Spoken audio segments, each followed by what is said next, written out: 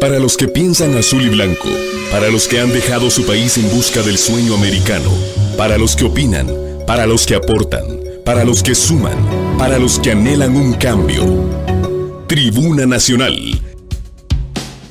En la voz del licenciado César del Águila.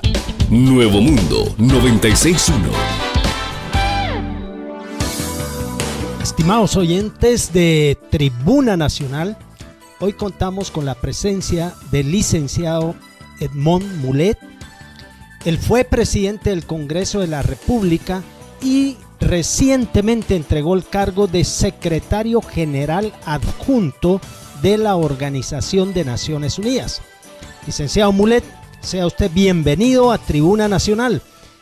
En este programa conversaremos tanto de temas de alta trascendencia nacional como de la misma Organización de Naciones Unidas.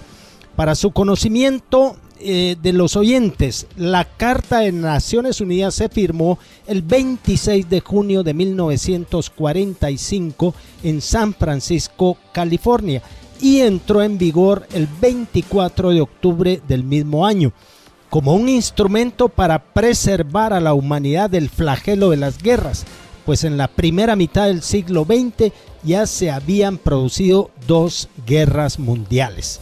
Entre otros, son principios de la Carta de las Naciones Unidas la igualdad soberana de todos sus miembros y la no intervención en los asuntos que son esencialmente de la jurisdicción interna de los estados. Licenciado Mulet, Guatemala es miembro de la ONU y contribuye a su sostenimiento con el dinero del pueblo que se recauda a través de los impuestos. ¿Puede usted explicar a nuestros oyentes qué es y qué hace en favor de las naciones la Organización de las Naciones Unidas? Pues muchas gracias, César, por esta oportunidad y este encuentro y este diálogo, y muy agradecido pues por esta invitación, y un saludo también muy cordial para todos los radio oyentes. En relación a la participación y contribución de Guatemala a las Naciones Unidas, hay que recordar que Guatemala es un país fundador, estado fundador de las Naciones Unidas. Muchos otros vinieron después y se fueron sumando a ese esfuerzo fundador, pero Guatemala fue de los primeros que estuvo ahí y firmó la Carta de Naciones Unidas en San Francisco en 1945. Y Guatemala no solamente contribuye con una modesta participación económica financiera, pero también contribuye con, por ejemplo, en las operaciones de mantenimiento de la paz con soldados y oficiales guatemaltecos. Las fuerzas especiales de la misión de mantenimiento de la paz en la República Democrática del Congo está conformada por guatemaltecos, por soldados y oficiales caibiles. La policía militar del contingente militar de misión de estabilización y de paz de Naciones Unidas en Haití es guatemalteca. Y Guatemala también contribuye con oficiales de Estado Mayor, observadores militares, oficiales guatemaltecos y oficiales de enlace. Y esto lo hemos venido haciendo durante muchos años. Y Guatemala también contribuye con personal civil en muchas de estas misiones, no solamente de mantenimiento de la paz, sino también misiones políticas y oficinas a través del mundo.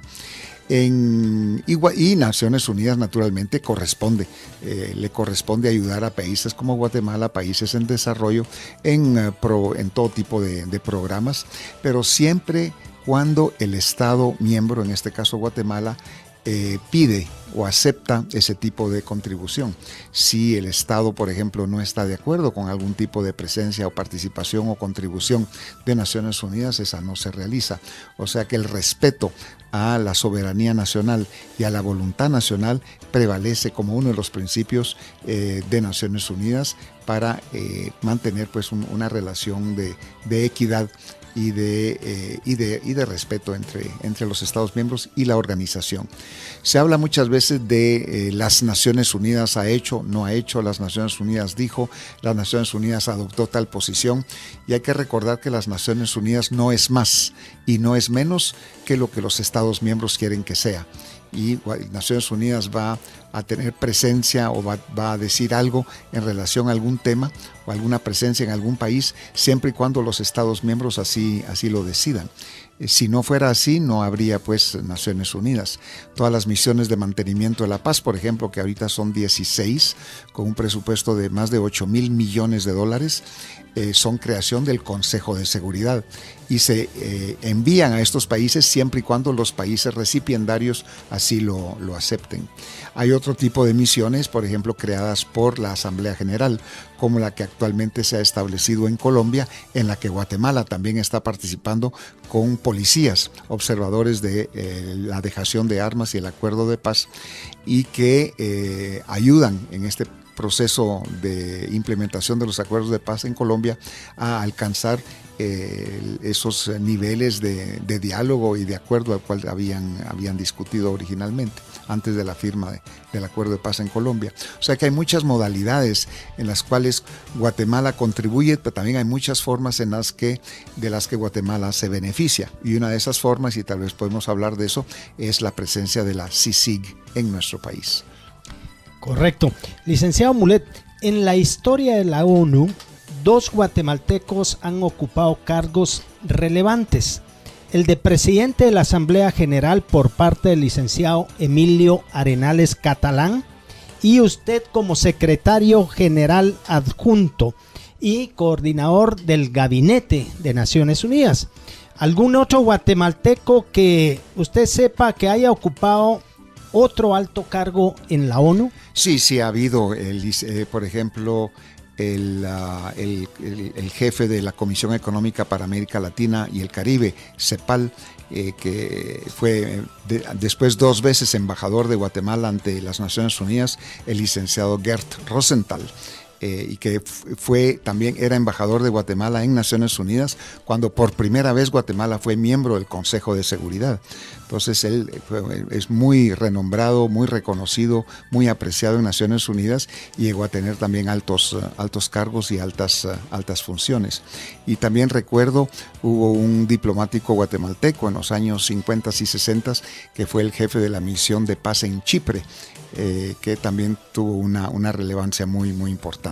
O sea que ha habido pues una larga lista de guatemaltecos que han participado en Naciones Unidas y que han alcanzado cargos muy importantes. Y así como los militares guatemaltecos que están en estas operaciones, no lo digo en mi caso, pero sí en el de Gert Rosenthal y todos los demás, que sí han sido muy apreciados y muy reconocidos por el trabajo muy profesional que han realizado. Licenciado Mulet, usted regresó al país recientemente, después de estar ausente por varios años.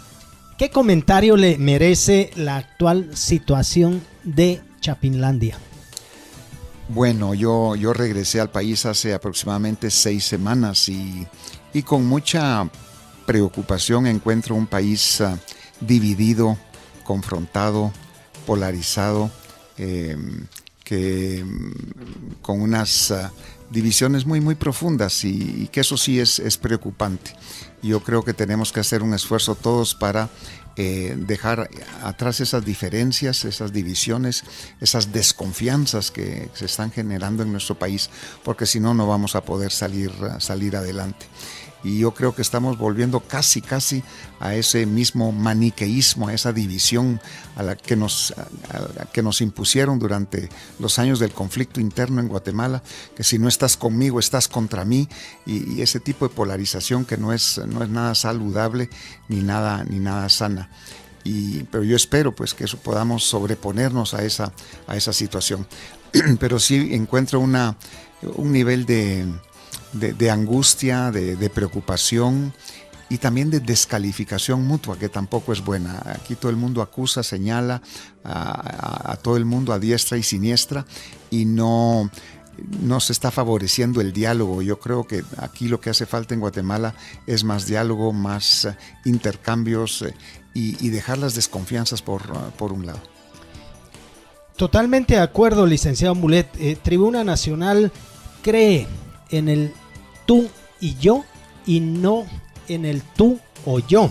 Licenciado Mulet, de acuerdo a su experiencia en la ONU, tanto en Haití como en la solución de conflictos en varias naciones, en diferentes continentes, ¿cuáles serían sus principales recomendaciones para reencauzar el rumbo de Guatemala?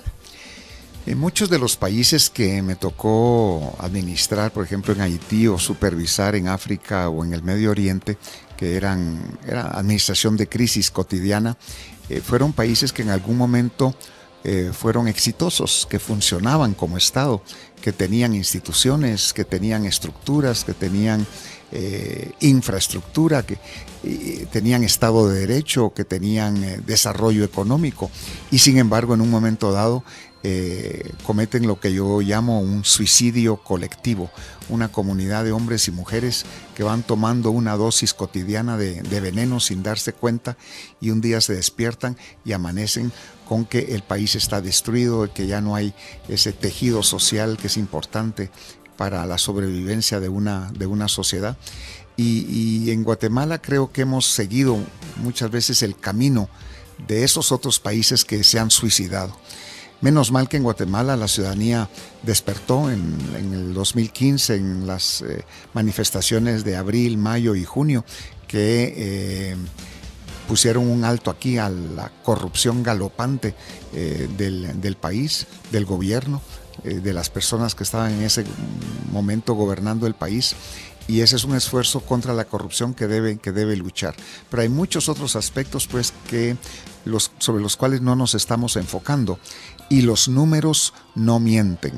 Si no fuera por Haití, Guatemala tendría sería el país con los más altos índices de subdesarrollo del continente americano, y eso es inaceptable para un país tan rico como es el nuestro, con nuestra riqueza cultural, territorial, de potencial en muchos aspectos, incluso turísticos.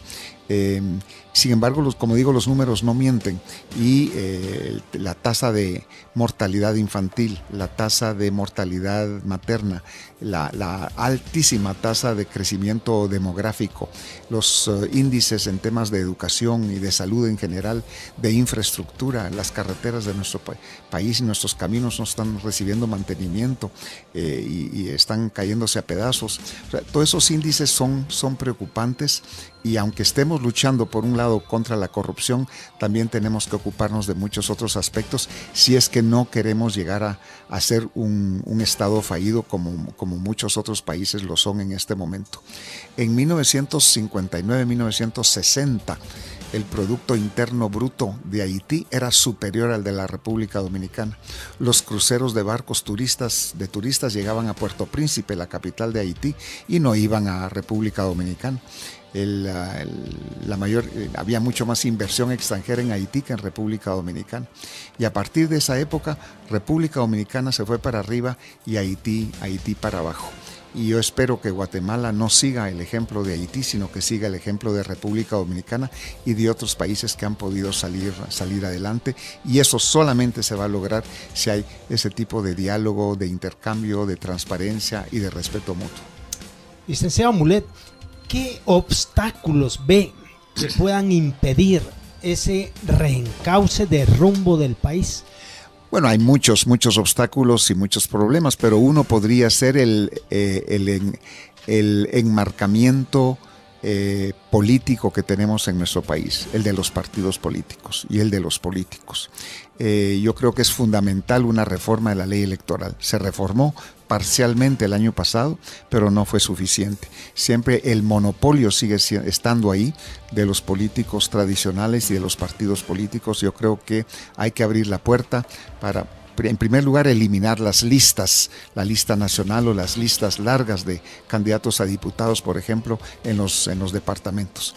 Y aquí le voy a preguntar a usted, César, y al auditorio, en los lugares en donde son electores, si saben exactamente cuántos diputados los representan. Aquí en la capital, ¿cuántos son los diputados que nos representan a nosotros los capitalinos? Y sabemos exactamente quiénes son esos diputados que nos representan. Yo siempre hago esa pregunta y nadie sabe contestar ni cuántos son ni quiénes son los diputados que nos representan. Y eso sucede a nivel nacional. Y en esa forma no podemos construir un sistema realmente representativo o democrático. Estas gentes que llegan al Congreso de la República no tienen relación con sus electores, no rinden cuentas, se trasladan de un partido político para otro, asumen una serie de posturas políticas en el Congreso y no le rinden cuentas a nadie. O sea, no hay una forma pues que exista esa relación entre elector y elegido. Entonces yo creo que hay que romper ese círculo vicioso. Hay que permitir que, por ejemplo, comités cívicos puedan elegir a candidatos a diputados al Congreso de la República, no necesariamente los partidos políticos. Yo creo que tenemos que reducir las listas, esas largas listas de candidatos a diputados, y hacer distritos electorales mucho más pequeños para que exista esa responsabilidad directa entre el elector y el elegido. Ya que me está preguntando cuál es uno de los problemas que tenemos en nuestro país, yo creo que el sistema político y la estructura que hemos creado no es la más adecuada para crear una democracia en Guatemala, y eso hay que cambiarlo. Gracias, licenciado Mulet. Usted mencionó el crecimiento demográfico. Si el crecimiento anual del Producto Interno Bruto del país no excede lo suficiente al crecimiento demográfico y además la corrupción merma ese crecimiento, ¿qué puede visualizarse en el corto plazo para Guatemala? Ese es un gran problema, porque ya desde hace varios años o varias décadas los recursos económicos, el presupuesto del Estado, el Producto Interno Bruto, con lo que cuenta Guatemala, no alcanza para proveer ni educación, ni salud, ni seguridad, ni los servicios básicos a la población. Y cada año nacen mucho más guatemaltecos, son las tasas de natalidad más altas del mundo. Muchos jóvenes están graduando de secundaria o incluso de universidades. No hay empleo suficiente, no hay empleo de calidad. O sea que el gap, como dicen, la diferencia, el espacio entre lo que la sociedad, el Estado, el gobierno puede proveer y las necesidades es cada vez más grande. O sea, tenemos que ponerle un alto a esa situación si es que queremos realmente hacer un Estado y una nación viables.